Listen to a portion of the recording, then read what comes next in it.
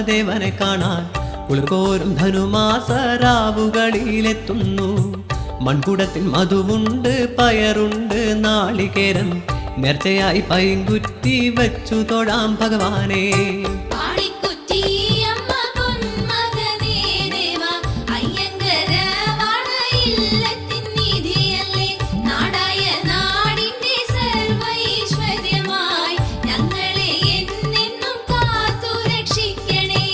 പറച്ചിങ്ങക്കാടെല്ലാം നാടായി തീർന്നതും പറശ്ശിനി എന്നുള്ള നാമമറിഞ്ഞതും മുത്തപ്പ എന്നു വിളിച്ചാലാ വിളി കേൾക്കും മഹിമകൾ പെയ്യുന്ന കടവായി തീർന്നതും